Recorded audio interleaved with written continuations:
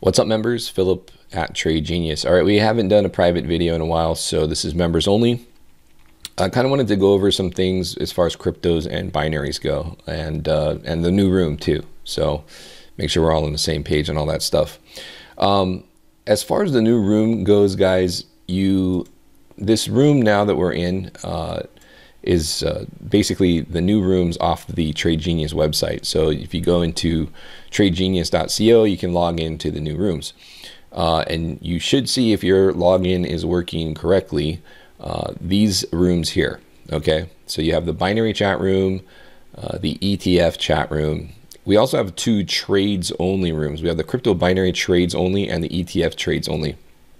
Those are going to be anything pertinent to signals or things that you need to be aware of, and no chat in there, just signals or anything important to as far as heads up goes. Okay, so this is where we're going to post those. Now, what is helpful on this and actually will get you signals faster than when we SMS them out is you want to set up your notification. So if you go up here to more, up here in the upper right corner, set your notification preferences, make sure these are on. Now, I like to use, instead of account preference, I like to use all messages for these rooms. So if you just set it up for this room and take the other rooms off, for example, then when you get a notification, it'll be only for the trades rooms. And when you set this up on your mobile, so for Android folks, this is going to take care of your mobile control. Okay. So all messages, select all messages on these options. All right. For iPhone, guys, you can actually set your mobile preferences from the app. And we'll talk about how to get this app on the, I use Android, so we'll go over the Play Store, but same is applicable for the Apple the App Store. So anyway, when you set those to all messages for these rooms, these trade only rooms, then what'll happen is you'll get notified when they go ahead and, or when we post signals in here, and you'll get a notification on your phone. So that's a really quick way to get notified. And then you can kind of, you know, if you're busy and you just, you know, don't want to sift through a bunch of messages, this is a real clean way of getting those signals when they happen. So if you were in Telegram and you had me, for example, set up on an alert that you only heard me when I typed something and it dinged, then this is going to help, you know, set that up very similar so that you get notified on pertinent signals. So that's the thing to do, and that's how you set up those notifications. So in the other rooms, you know, each room has its own notification, so you have to go to those rooms. If you don't want to get dinged on every single chat that or entry in the chat room that gets posted, you just go to that chat room, for example, crypto binary chat, notification preferences, and you're just going to turn them off. You're just going to go nothing, set those to nothing. Okay, so that's pretty much it. Some of you have said you got gray screens, and that I'm not sure exactly. I know that's been mentioned to the devs. One thing you can do is actually go to, in Chrome, an incognito tab or a new incognito window and try accessing it through that. I had that happen to me. I did the incognito and that fixed it. So just keep that in mind. Okay, Bitcoin. One thing, you know, with Bitcoin, and we'll post a video later on the Bitcoin outlook today, but for you guys in the room, you know, the market structure will, you know, needs to, on a big picture, needs to change. We need to see a series of higher highs and higher lows on the daily, and watch the video later that will be posted on that. But I want you guys to see, like, even on the hourly chart, what we really want to see, I think, ultimately for like the market to, you know, get back to the way it was as far as the bull market goes, is really what we need to see is liquidity. When we get these large moves up and then little tiny chiclets of hourly candles after that, it's because there's a lack of liquidity in the market. So people wonder, oh, is Asia going to be back? Well, we're going to take a look at 2017, and you're going to see on the hourly chart how it looks a lot different than what we see here. Right now, what we see are large moves and then very compressed range followed by another large move. right? So if we were to drag and look right now, there's nothing going on that's going to dictate to us that because we had a large move up. And when I say large move, you know, I'm talking about things that are $150 to $300 type moves. But you see how we got this move up and then it kind of just dribbles. Now this would be like, okay, yeah, this is a bull flag setting up, but never really gets that pop higher, and then we drop. And if you look at the current move, very similar, right? So in this age of BART moves, you know, we're expecting something like that to happen. So it's very hard to get long on these levels unless there's a compelling support level that we can long off of. But a lot of times even those have been, you know, basically broken to the downside. Like for example here, this line was a nice support level, and then it just gets ripped right through. Then we consolidate sideways for a long time. So just because we had this big up move doesn't mean that, you know, it's a lot of this down very sideways or up very sideways, right? It's just very low liquidity right now. So that's what's in play. Now, if we go to 2017, I actually already have it up, so let's just jump to that. Look at these now look at these hourly bars. A lot different, right? It's more organic. There's more going on. There's more volume. So do you see, if we have a big move down, we don't get these series of tiny little, you know, bars and then it just sideways and then a big dump. There's a lot more range in the hourly bars. Okay, there's more movement. There's more gyration, and even there's just a more fluid movement. Okay, here's a series of bars where it comes up, a little bit of range compression, and then another up, a little bit of range compression, and another up. Stuff like we just don't see that. We just see very big bars, very tiny range, and then another drop. So what we're looking for is a more organic looking price action with the hourly, and we just don't see that until I see something more along the lines of that. Just different price structure, different price action, more liquidity. We're just going to get these very, you know, the movement's not going to be super easy to trade.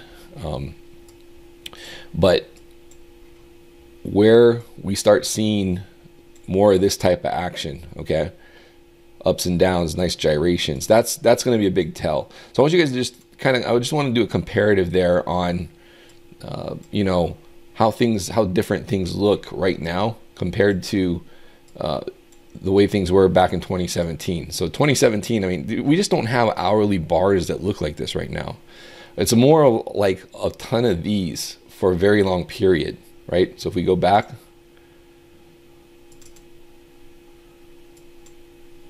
you know, this is our environment. Looks a lot different, doesn't it? Very tiny, tiny, tiny. So that's just a lack of liquidity, and you know, this is what you see at the bottom of bear markets. But just keep that in mind on these moves, and that's why our trading signals are, you know, we're not giving out a lot because these ranges are hard to. When it gets like this, it's, you know, you have to catch a breakout, and then you also have to be careful it's not a false breakout. So for example, we could have been tight in this range. This breaks out, breaks this high, and then what happens? It falls right back at you. So you could have tried to catch this breakout here, but it would have gone right against you, and then you would have been red and probably stopped out here, which is why this bar spiked down. So, you know, again, to catch this breakout on this wedge, you would have had to have taken a leap of faith that, you know, like this bar here actually technically started to break out and went back down. So you almost have to get a breakout price of about 34.40, for example, on this move, but that's coming from 33.60, and in this range, that's just a big move to buy into. So that's why these are difficult to get into right now. You have to almost take a gamble on a consolidated range. When the liquidity comes back, when we start seeing more fluid movement, buying pullbacks on this stuff is going to be a lot easier. So it's just a matter of patience. But right now, it's more long-term account building, taking opportunities to get long in these areas of support. And this would be more long-term stuff because we are approaching that halvening event. And this is the areas where even if we drop, guys, and did break these lows, you know, that's going to be short-lived. your biggest returns are going to be from these levels at this point in time. All right, let's look at the Litecoin market real quick. I'm sorry. We wanted to look at binaries. I wanted to show you guys the VIX and stuff like that. But Litecoin real quick too. Again, I think as far as Litecoin BTC, and you guys can check out the video on that, I do think that that has a really good opportunity to run to the high side of this range. Unless Bitcoin rolls over really hard, that's going to probably drag on this. The only caveat is Litecoin has kind of shown that it's kind of breaking correlation with Bitcoin a bit. So again, if you guys have been long since that $28 level, or down here from this sub 0.008 level, which is where we signaled to get in, along with that LTC USD entry, if you wanted to take profits here, you could, or trail your stop up. But just keep in mind, Litecoin can get really volatile on these types of movements as they get started. If we do get a drop back to this point, that level that we posted in the chat room, I like that for an entry. As far as the binary stuff, let's drag this window in here.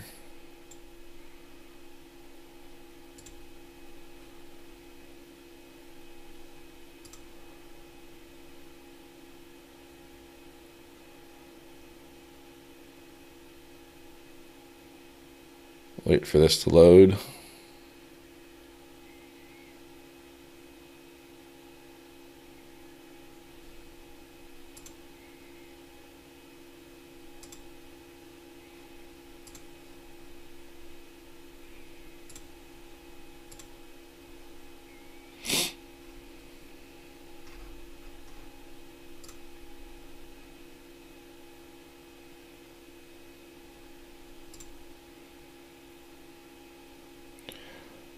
So guys, on the touch brackets, let's talk binaries. You know, essentially what we're trying to do is we're looking for these moneymaker buys on the 3-minute to get long. And what I'm doing is a more conservative approach. But when the stochastic gets low, all right guys, so on the touch brackets, you guys are asking about touch brackets entries on the US 500. So what I'm doing is I'm looking for moneymaker buys. I don't take every one, but the ones I do, and we don't have time to post these really. It's you got to be engaged in the chat if you want to day trade this stuff. But we take the touch brackets on Nadex. Touch brackets act kind of like a poor man's future contract, a lot less leverage, and allows you to get long like futures. And basically the way the brackets work is they have a floor and they have a ceiling. And if price moves through those and hits those, then the trade gets canceled out and you get settled out of that trade. So it has like a built-in stop. So if you were getting long here and it dumped against you, it would stop you out at this level and get you out of the trade. If it hit the upside target, it would take you out of the trade at profit. So, and at any time you can exit out of this trade. All right. So it's pretty decent as far as that goes. I think considering the leverage on futures where it's a lot higher, you know, this is $10 per SPX point. So, you know, SPX point is like, right now we're at 2707, 2706 would be a drop of 1 point, or 2708 would be a jump of 1 point. So $10 for every one of those points. So in a move like this, off this moneymaker buy, if you were to, and this was an all, you know, just about an all day hold after the market open, you know, that from this signaled here at 2686 tops out at 2707. So 2686, that's like almost a $200 move in terms of the touch trade value. Okay, so just that's how those work, but you have to be engaged in the room, because when we call those out, the window of entry is usually pretty quick on those. Now, as far as binaries go, we like to look at the VIX, and this is the VIX ratio. Basically what happens here is when this line here is kind of like the line in the sand one. So if we're below that, it's fuel for going higher. If we're above it, it's putting down pressure on the markets. So it kind of trades kind of inverted to the market. The market here, the S&P 500, is in these smaller bars, and this VIX ratio is in these candlesticks. And I like to keep a tab on where we're at on that. One is kind of neutral. We're currently below one, so fuel for this to go up. Okay. If we look at the VIX, whoops.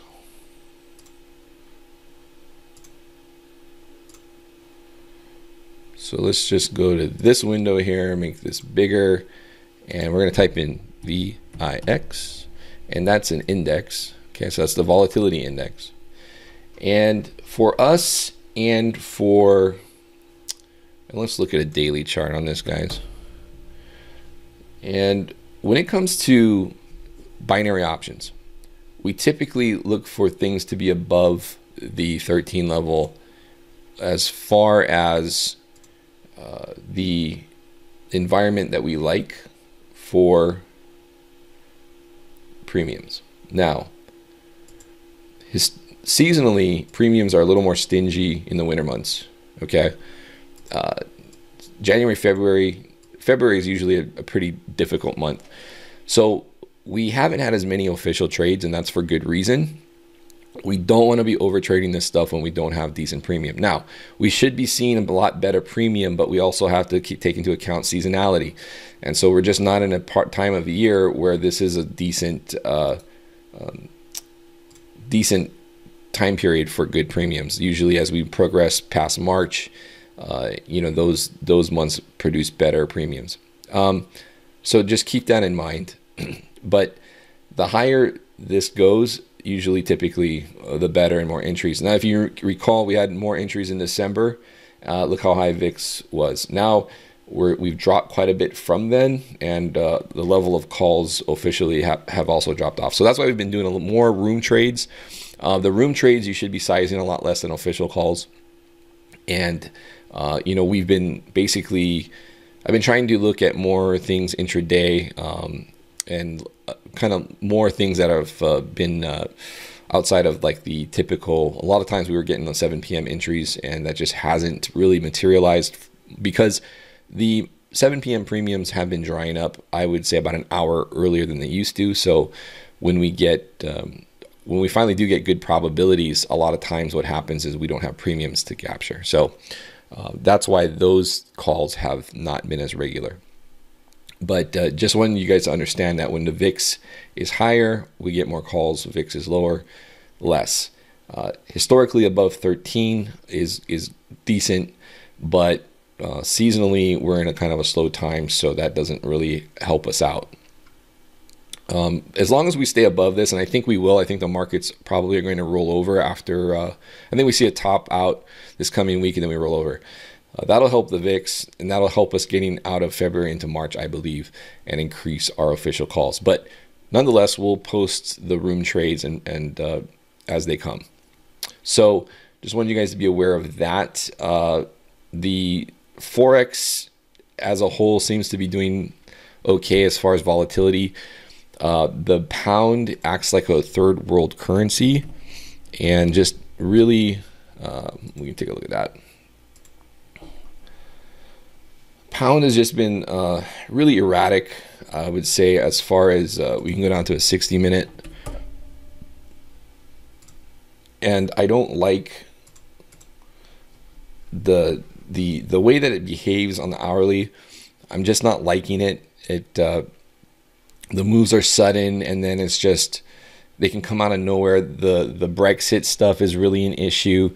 So this affects the GBP USD, the Euro GBP.